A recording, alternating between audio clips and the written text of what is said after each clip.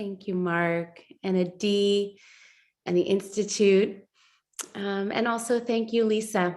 I had the privilege of standing by your side as your mother transitioned from this world to whatever's next. And I'm so grateful for your loving support of our shared practice and of our community.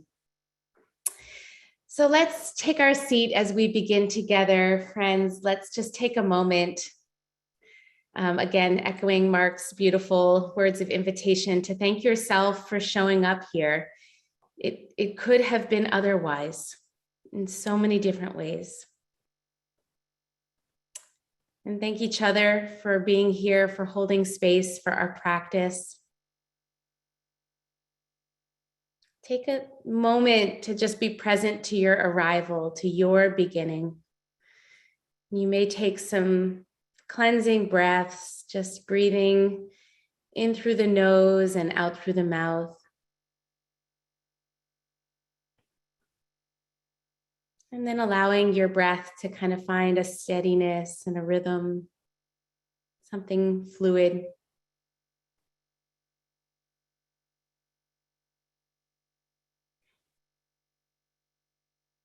And your eyes can be open or closed or anywhere in between. Feel yourself just being called to witness your breath. Watching this exchange of breath and air, internal and external. Just bear witness to this experience of coming into the moment, this place that we return to that feels like home, but is also always new.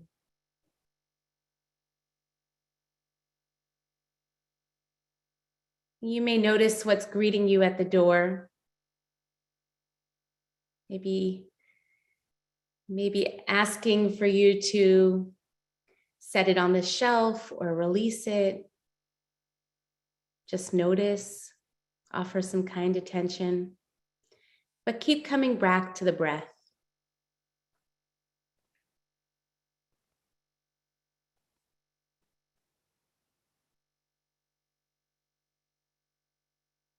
And when you sense that there might be a little bit more space on the inside, a little more space that we're going to fill hopefully with some Torah to support our practice, you can open your eyes as we co-create this practice together, each one of us alone and together, not separate, across time and space. So probably, like for many of you, meditation for me helps me cultivate internal tools like presence and emotional self-regulation and self-compassion, among many others. And I use these tools as a way of practicing my wholeness. And as we all know, but I think it bears repeating, at least I need to hear it over and over again, a full life, a whole life is not without feelings of sadness and worry and fear and feelings of anxiety and inadequacy and isolation, grief, all these things. A full life by definition includes everything. And so if we're truly in our practice, not only in this moment as we sit here together, but in our practice as we go about our lives, then running and hiding, which are some of the early tools that Yaakov, our father, uses, are really not the most adaptive choices. The spiritual path, I think, that Yaakov is on and that we're all on is claiming our wholeness, all of it as it is. But how do we do this? So in my experience, there are certain pervasive feelings that arise over and over and over again, and can be unpleasant. So for me, one of those chronic feelings that comes up is worry, which is just really another form of fear. And this week's Torah portion, Vayishlach, gives us a glimpse of Yaakov's intense fear as he anticipates reuniting with his brother Esav, whom he cheated on some level and with whom he's been estranged. And so Yaakov is deeply, deeply afraid. And you could probably say for good reason. So as the Parsha opens, Yaakov sends a message to Esav, and then Esav sends a message back. So we're going to take a look at the text. Adi, if you would kindly bring that up, that would be great. Beautiful. So I'm going to read the text, just this short opening part in English, and then I want to share with you what it made me think of as I encountered it this year once again. The messengers returned to Yaakov saying, "We came to your brother Esav. He himself is coming to meet you, and there are 400 men with him." Yaakov was greatly frightened. In his anxiety, he divided the people with him and the flocks and herds and camels into two camps, thinking, if Esav comes to the one camp and attacks it, the other camp may yet escape. Then Yaakov said, "O God of my father Abraham, God of my father Yitzchak, O Lord, who said to me, return to your native land and I will deal bountifully with you. I am unworthy of all the kindness that you have so steadfastly shown your servant. With my staff alone, I crossed this Jordan, and now I have become two camps. Deliver me, I pray, from the hand of my brother, from the hand of Esav, else I fear he may come and strike me down, mothers and children alike. Yet you have said, I will deal bountifully with you and make your offspring as the sands of the sea, which are too numerous to count." So as I read this text, it's sort of a classic description of what happens in my own heart and mind as I fearfully anticipate something unpleasant or sense my own unworthiness. So as we say, Torah is a commentary on life, and life is a commentary on the Torah. And I felt that so acutely as I read this section of the text this year. So first, like Yaakov, I get really afraid. Vayir'a me'od. And this is not typically like a physical fear. It's the fear that comes from feeling of personal inadequacy, like who am I to, or in this case, Yaakov is asking, who am I to stand before my brother Esav, knowing that I will continue the covenant and he will not, or who am I to stand before him knowing what I have done in the past? And sometimes I feel this because I know how immense the responsibility is and how small I feel in relation to it. Or I remember how I may have fallen short in the past. So first is kind of this gripping psychic fear. And then I feel anxious, or literally like my body and mind constrict. Vayitzer lo. There's a tsar, a constriction. Sometimes I feel that in my back, in my hips, in my throat, in my jaw, in my body. Then I start getting into planning mind. Like if I do this, then, and then these contingency plans help me feel a little bit safer. I get into planning mind, right, as we talk about in meditation. And hopefully, if my mindfulness practice is working, at that point, the practice kicks in, and I remember the God of my ancestors is here, inviting me to come home to my native land, which is my breath, my soul, this moment, my capacity for awareness. And God's compassion and loving kindness is ever available, even if I don't merit it. And that's that beautiful line, katonti mikol hachasadim umikol haemet asher asita et avdecha. So I want us to invite us to consider this text actually as a framework for our meditation practice as we work with whatever is arising, particularly difficult emotions, particularly feelings of fear and unworthiness, states of mind in which we sense that we may be undeserving or incapable or unlovable or unprepared. And Adi, if you'll scan down a little bit further, I wanted to introduce, and some of you may be very familiar with this beautiful technique of rain. So I learned this from my IJS teachers, and the way that I originally learned this technique, this meditation technique, was R stands for recognize, A, allow. I, investigate in the body. And then the N is for non-identification. Like this is anger. Like it's not that I am angry in my essential core. So I'm not identifying. I always had trouble with the N. The non-identification part felt like sometimes the part that was most challenging. But Tara Brach has a beautiful kind of riff on this technique of RAIN. And I want to quickly go over the way she interprets it, and then we'll use it more formally in our practice. So she says that RAIN, R is for recognize. So just notice what is going on. I'm worried, I'm frustrated, I'm angry, I'm bored. Recognizing can be as simple as a mental whisper, noticing what's coming up. A is allow. So allowing the experience just to be there as it is, without trying to fix it, avoid it, solve it, just a kind of, yes, it's okay. This is what's happening. The I is investigate, again, in the body with some kind interest, curiosity, and care. We can kind of see a little bit more about what's there.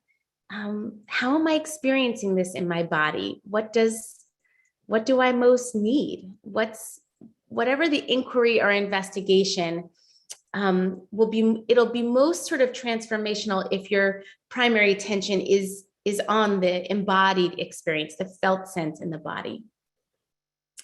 Again, without judgment, without shame. And then finally, the N that Tara offers us is nurture with compassion.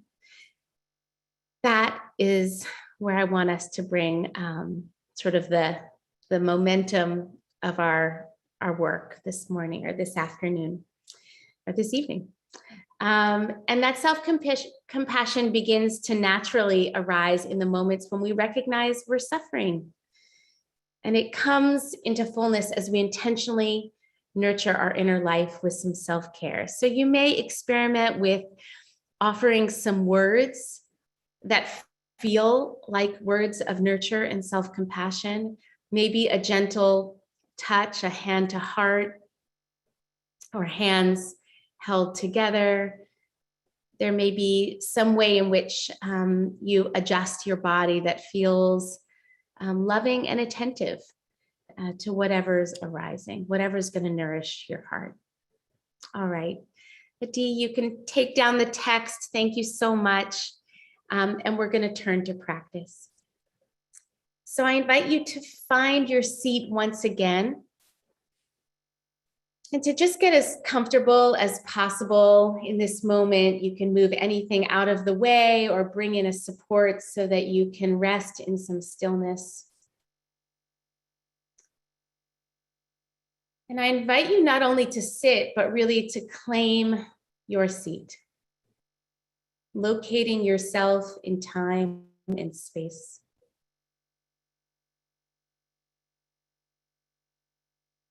A moment of hineni. Feeling the chair or cushion beneath you, the floor, the ground, the earth. And as you come into greater stillness, just some nice deep breaths. A full breath in, a full breath out.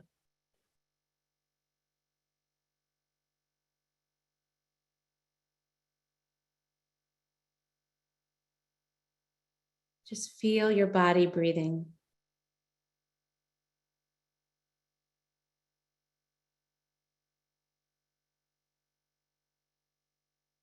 And as you take an initial scan of your heart mind, for any difficult emotions which may be hanging around, notice what comes to the front of the line.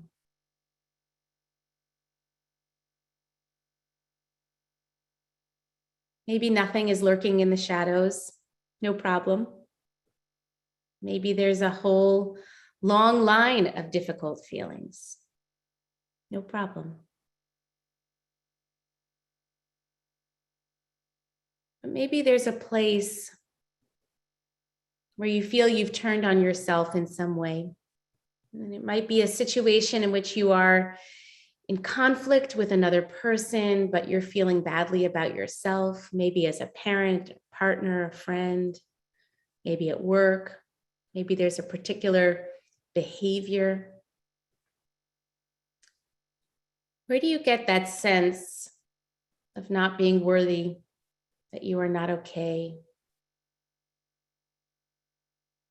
that you feel afraid?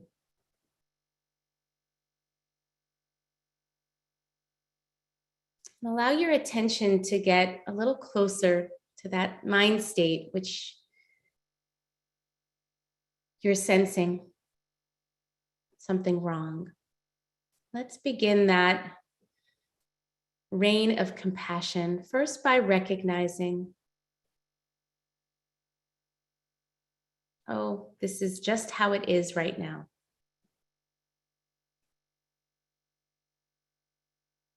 This is what this feels like.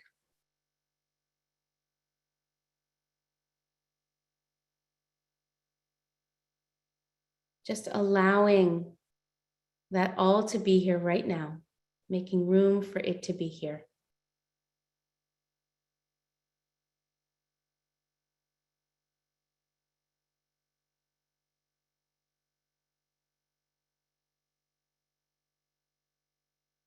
Now we'll take a moment to investigate with some curiosity and benevolence. What is this thing that I'm feeling? What is this belief that is taking hold right now? That I'm bad in some way, that I'm broken somehow, that I should know better, that I deserve what's coming to me, that life is too frightening to manage, whatever it is, just sense and feel your way into the core belief.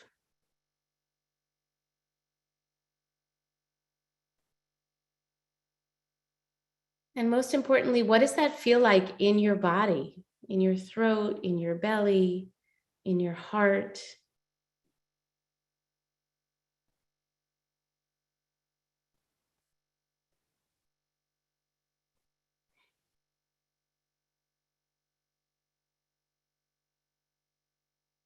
Does that part need to be seen or heard or understood, known?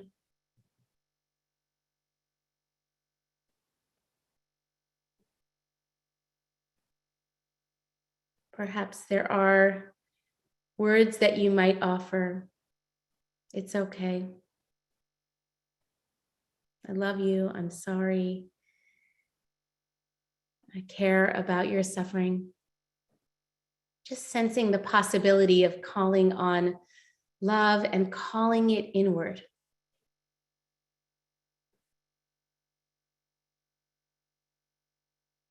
As we move into this moment of nurture with self-compassion, what does it feel like to allow love to move through your body?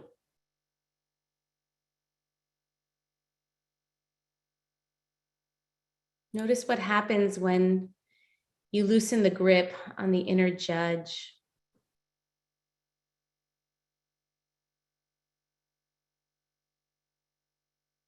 When you commit to affirming your essential goodness and worthiness.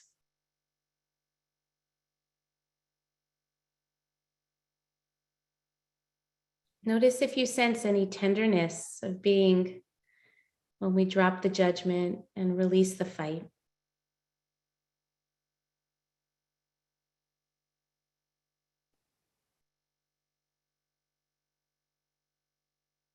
So we'll take another couple of minutes really to continue to engage in this act of self-compassion, of meeting ourselves with love.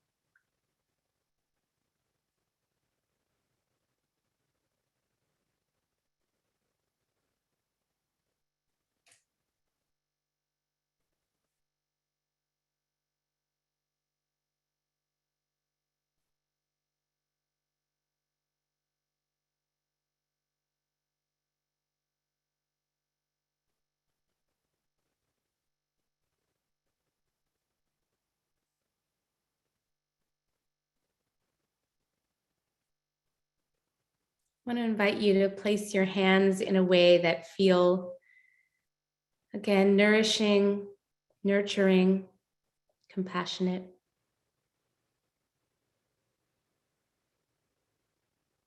And into our hands, we place gratitude for this practice, for that spark that has called each one of us into our practice today. Our collective practice, which is this amazing invitation to come home to our wholeness that already exists. May we remember that it only takes one breath to bring us home. And that divine compassion is abundant and ever awaiting us. There is enough grace to go around for all of us, and we are all worthy. May this practice carry us into the day and the days ahead, mindful of our capacity for self-compassion and for compassion for others. You can open your eyes if they're closed,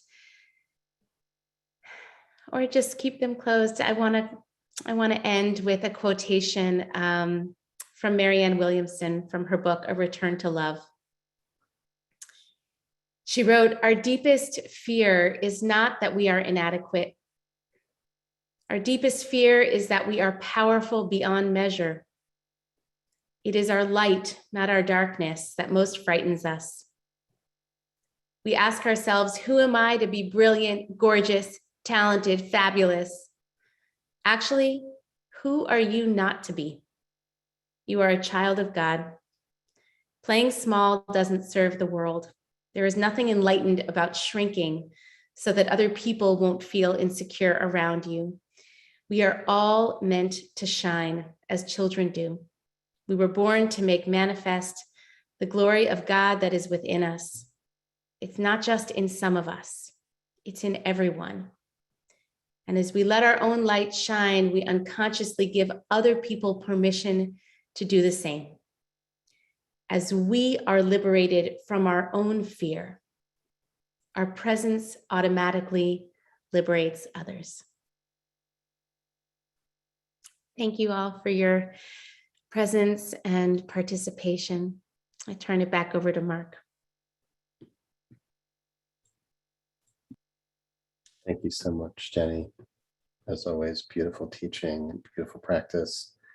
Friends, we seal it, as we always do, with an opportunity for those of you who are in mourning or observing yard sites, or if it's your custom to recite Kaddish, to do so, and for the rest of us to provide a supportive, compassionate presence and bear witness to the grief of others. I invite those of you who are reciting Kaddish, if you'd like to put the name or names of those who are honoring today in the chat box, either now or after we've recited the Kaddish, and to rise in body or in spirit and join me.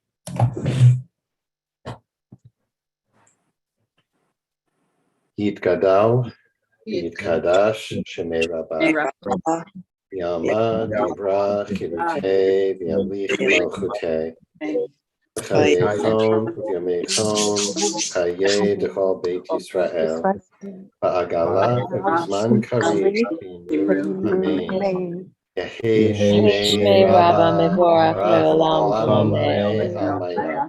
Yitbarach, Yishtabach, Yitpa'ar, Yitramam, Yaseh, Yitadar, Yitaleh, Yitalal, Shemei V'Kedusha, B'richu. La'ela, Kol Birchata V'Shirata, Ushbechata V'Nechemata, Amiram Ba'ama, V'imru, Amen. Yehi Shlama Rabba Min Shemaya, Chaim Aleinu V'Al Yisrael, Amen. Oseh Shalom B'Mamam, Hu Yaseh Shalom, Aleinu V'Al Kol Yisrael, V'Al Yoshvei Tevel, V'kol Yoshvei Tevel, V'imru, Amen. Amen.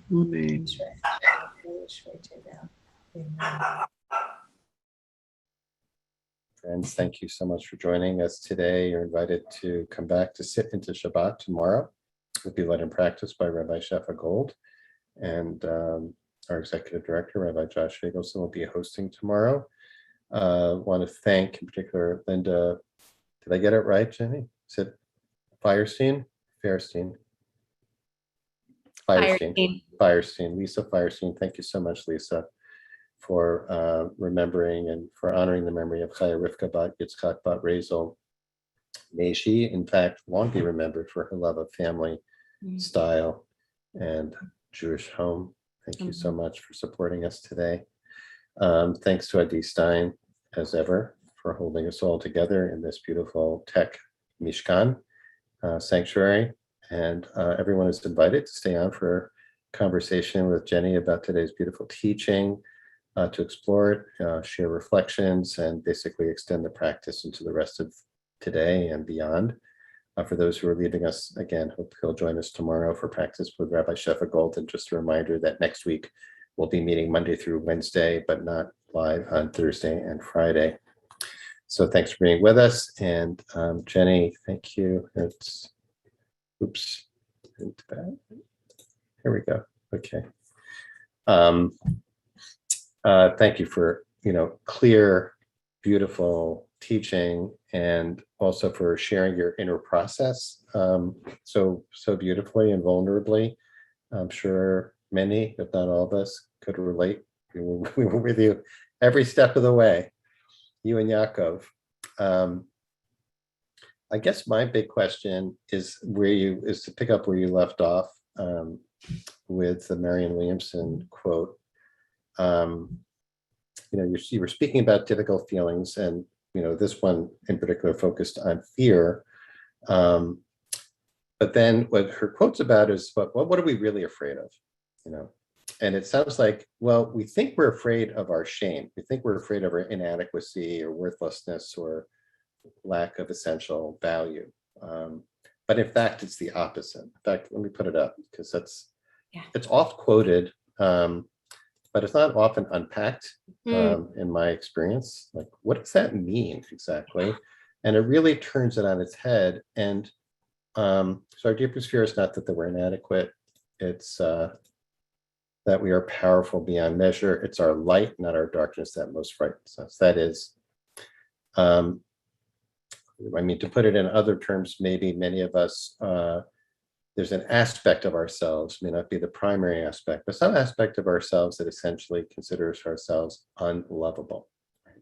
Yeah. And that gets and that gets in the way of extending compassion for us. I was experiencing that in the meditation. I was trying to bring it, but I'm also struggling, I'm struggling at the moment with feeling like I may have hurt somebody. I didn't want to. I may have hurt somebody, and I'm feeling badly about that, or worried about that, or fearful about that. And it's just a simple daily example of the messiness of being a human being and trying to do things right and inevitably stepping on people's toes in some way. And thinking about okay, so how do I deal with that? Because it feels like what's getting in the way there is that I feel, there's something wrong with me, that is, that is probing, that's a nerve that's getting touched on. And it's like, see, you don't really care about other people, or, but if I take this quote from Marianne Williamson, while I'm trying to extend it, I said, it's like a 180 there in some way.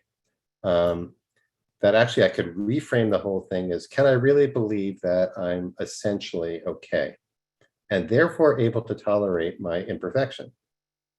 So I don't know, what is that? I'm glad you brought the quote. How do you understand that in terms of the practice and the self-compassion part? Because it feels like that's why you brought it. This supports the idea of self-compassion. Of course you should be compassionate because you're a child of God. Yeah. Right? Yeah. I appreciate you just walking us through your own experience and the way you're making that connection. So, something that I think this story is of the dynamic between Yaakov is so many things, but among them, it's also a story of sibling rivalry. which takes us all the way back to the first sibling rivalry, and I think probably all the way forward to every sibling rivalry that we all know in our own lives as children, as parents, the other kinds of siblings. And I think at the core, the soulful core of sibling rivalry is that sense of like, am I enough? Are my gifts worthy? Are my gifts shiny enough, beautiful enough, whole enough? And we look to our parents and to hopefully affirm that within us. And sometimes our parents can affirm that, and sometimes they can't. And so I think one way in which our meditation practice can continue to help kind of heal that and soften that is to sort of parent ourselves or access that parenting that we need from God, from however we understand that. Because like without that loving attention, my experience is like I can get stuck. And it becomes really hard for me then to proceed forward with the next best step that I'm actually capable of. But I get stuck in maybe the shame or the regret or the unworthiness or the self-doubt. So it's a kind of a reparenting with love. You know, just to go back to the Yaakov story now, it's just an interesting way to bring that back into the story. Thinking about, well, what was Yaakov afraid of? I mean, on one level, he's just afraid of this brother who was out to kill him. Yes. On another level, at the same time, maybe he's afraid of facing what he did to that, what he did to provoke that murderous rage in his brother, right? His own, let's say, guilt and shame there. I'm just to bring it back into, our inner practice of noticing fear. Saying like, what am I, what's the fear, just to investigate the fear. Oh, I'm afraid of, and then maybe that exposes the shame, right? Maybe I'm afraid that I'm bad, or there's something bad about me. I'm afraid of that. But then that thought can become the springboard to, oh, thanks thought about my badness. That reminds me that I'm a child of God. Oh, I'm actually fundamentally good. Let's start from there, right? And go from there. And if I go from there, then I can tolerate. I'm fundamentally of infinite value. Therefore, it is possible for me to accept that I will, act imperfectly in this world. And that I'm forgivable. That we can start over. Right. If we don't have that, then we don't feel forgivable. So that you can talk self-compassion, to your blue in the face, but it isn't going to land anywhere unless there's some fertile ground for that to land. So that's really important. By the way, hope you're taking a look at the comments here. No, I'm not. I'm just focused on you. Thank you. Oh, well, you should be multitasking here. A lot of very appreciative comments about your teaching and this landing, and your the empathy and wisdom that shines through in your teaching, which is just so lovely. I mean, I also love, one of the reasons why I brought this, I know for myself, is like one level of the practice for me is just being able to see for a moment what's actually happening. But then kind of another level, and I often just sort of stay there, get stuck there, especially if I have a short period of meditation or whatever. But when I really allow myself to rest in that, like, and begin that process of investigation, I do get to some of those other places. Well, I'm really worried about this. Well, why? What does that feel like for me? And fill that out a little bit more. And in the process of filling it out, I remember like, okay, so I screwed up. So I may not know everything I need to know, or I may not be up to this task, or whatever the thing is, or I may disappoint somebody. That's one that comes up for me all the time. Like, I want to be everything to everyone really well. okay, well, I'm not gonna, I'm gonna be displeasing to people. And then what? Oh, yeah, but I'm created in the image of God, and that's enough. Mhm, That's enough. mhm. So Thanks for that. some of what comes up for me. There is a question about, because here we've been associating fear with other thoughts, right? But what about the place of fear that doesn't have to do with unworthiness? It's Mm. just fear, the tangible fear, like, and working with that. Yeah, I have a lot of that. I mean, again, like one of the ways that I work with that is just uh, I think like the unconscious response to fear for me is like to constrict and to grip and to push away and to move through.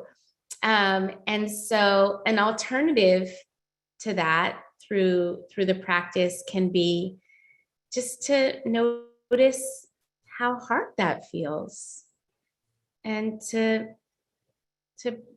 listen. I mean, there's something kind of like, I know a lot of times around self-compassion and meditation, especially when I was getting started, I felt like this is so corny. Like, really? I mean, this is kind of so saccharine. But the truth is that all of us, first of all of us offer this, I know, freely to other people that we love.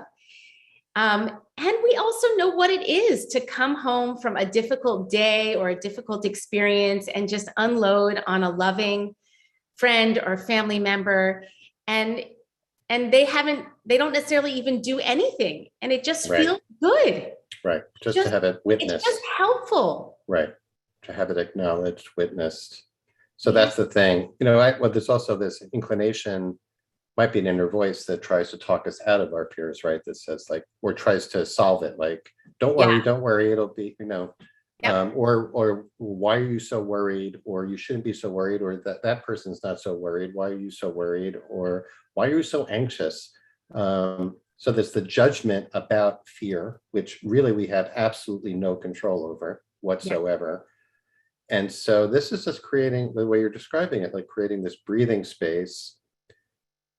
It's to go back to our roomy guest house metaphor, Yeah. which is our running image here, is to say, oh, fear, okay, come on in, Hello. stay a little while. Hello again. Okay, when are you checking out again? I think I have you down from Friday. Is that right? Yes. Oh my goodness. Totally. Worry is the interest we pay on trouble. I never heard that one. But going through planning and rains feels more right to me. Yeah.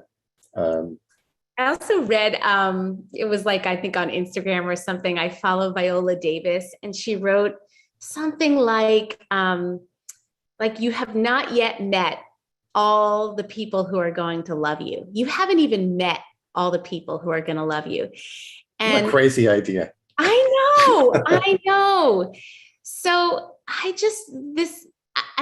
I immediately thought about that also as like, I haven't even met the me's that are going to love me. Mm-hmm. And that is something that's just something that I'm growing in every time I sit and practice. Mm-hmm. Like, can I love on myself in a new way that I haven't even met, haven't even tried? Well, that's a darn good suggestion for a practice. I'll say that. Like, I'm sitting here thinking about it, it's interesting. Thank you, Susan Stone, for giving Rabbi so much credit. Even two rabbis have these kind of struggles. So, like, oh boy, if only you knew. So now you do. In fact, no. So I'm just struck by how having a tradition which keeps hammering home the idea that we are made in the image of God. Like we don't need Marianne Williamson to tell us that we're children of God. So it's like right there, chapter 1. So and that lifts up the innate dignity of and lovability and of a siddur, a prayer book that was saying, you have loved us with a great love. You love us infinitely. You love us unconditionally.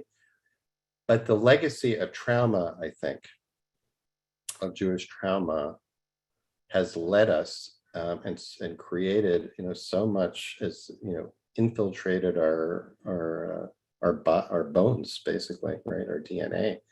It's actually in our DNA, which makes us question all that. And this is really unlearning that, or healing from that in a very powerful way. Yeah. So there's not a question there, Jen. I just want to thank you for walking the walk and modeling it, because the word, the teachings and words are one thing, but I think, and I said this to Sam Feinsmith yesterday about his teaching meditation as prayers, that the best way to learn is just to be in the presence of people who are actually practicing. So thank you for your teaching through your practice and your presence, and all that you have given this community through these many months. It's always a joy to get to do this with you. Thank you. Gift. Thank you, Mark. Thank you, everyone. Thank you, Lisa. Thank you, Adi, and hope to see you all tomorrow to practice with Shefa Gold.